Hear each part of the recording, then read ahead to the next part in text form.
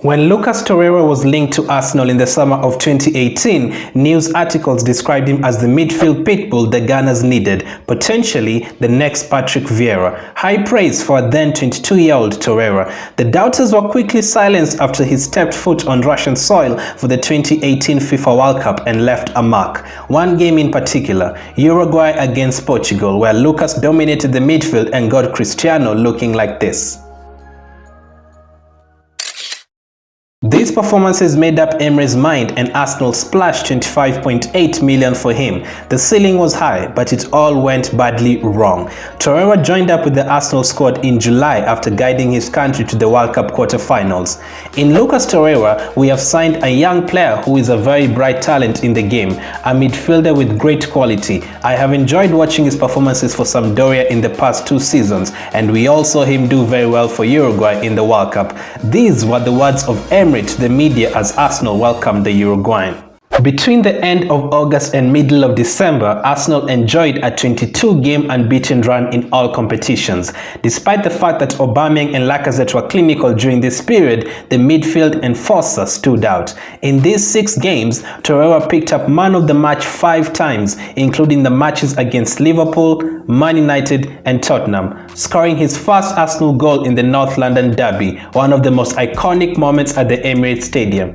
He scored the winning goal against Huddersfield just 6 days later, an acrobatic finish in the 83rd minute of that match. Torreira gets the winning goal, Gary. How impressed have you been with him? Very impressed was the answer. In Gary's words, I've been massively impressed. He's a massive upgrade on where they've been, but most of all, the impact he's having on Arsenal's mentality is huge. When Arsenal signed him, you wondered how it would be, but his impact upon that team is huge. I think it's the biggest impact actually if we think about the character Arsenal have shown this season in terms of the second half performances, keeping going and the tempo they've sometimes set in games. Gary Neville was not the only one hailing the midfielder. ESPN's Bill Barnwell named him as one of the top 3 signings of that season. Energy in the middle of the park, presence, never give up attitude, plus his ability to push forward and nick some crucial goals. He was a complete midfielder. He was in the 99th percentile for fouls drawn and in the 88th percentile for passes completed between 15 and 30 yards. He was like a defensive midfielder and an attacking midfielder put together. The perfect midfielder. What could go wrong? Unfortunately, this was going to be part of his downfall, as you'll find out later in the story.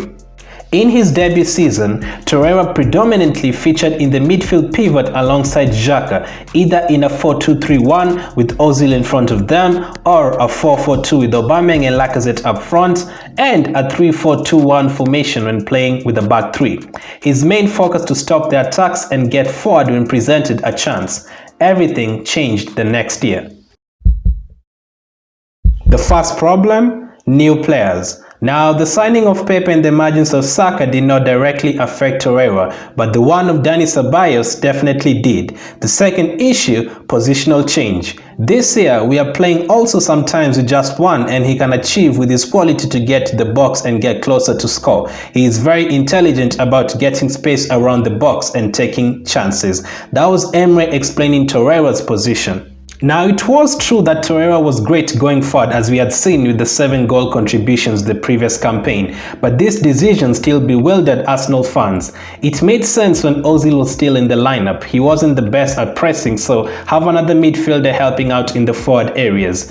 But the strange thing is that Emery ended up falling out with Ozil and played Ceballos as a number 10. Ceballos was better at getting around the pitch, so it would have been okay to play Xhaka and Torreira without requiring Torreira to move forward. There was also that Xhaka incident against Crystal Palace, which saw him miss a couple of games. But even without Xhaka and Ozil, Guendouzi was the preferred midfielder and Torreira was still asked to push forward. Well, Torreira ended up in his favored position after Arteta replaced Emery, but this didn't last long as he fractured his ankle against Portsmouth and was out for months.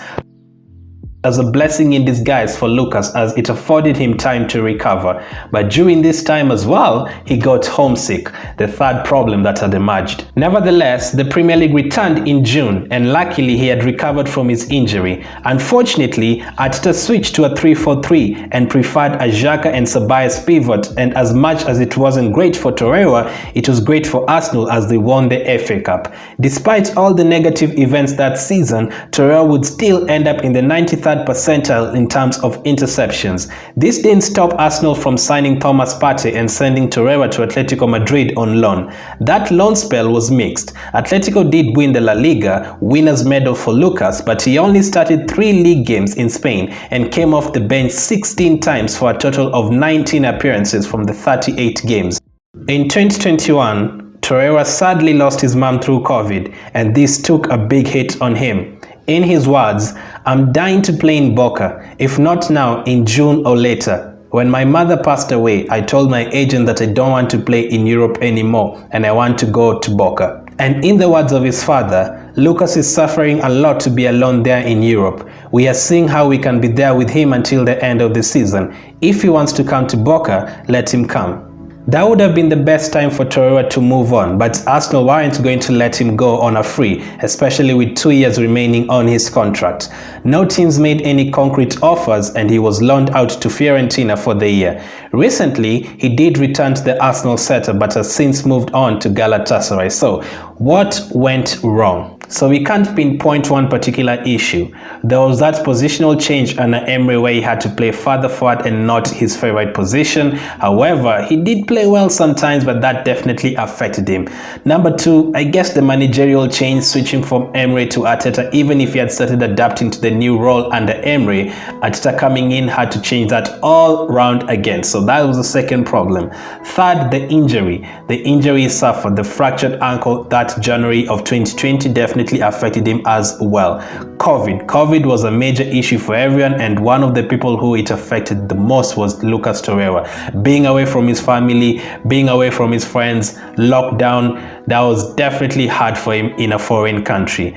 Number 5, most important one, losing his mom. That definitely showed him that he needed to go back to his family, or he felt like he needed to go back to his family and be around his family and friends, and that as well affected him a lot. So there was more than 10 issues, and obviously he fell out of love with England, fell out of love with London, wanted to go back home. It's sad how the Torreira story ended, but for the sake of his career, he is still very young. He's not even in his prime yet, so let's hope he can get some momentum going in Galatasaray and hopefully get a big money move to a bigger European team.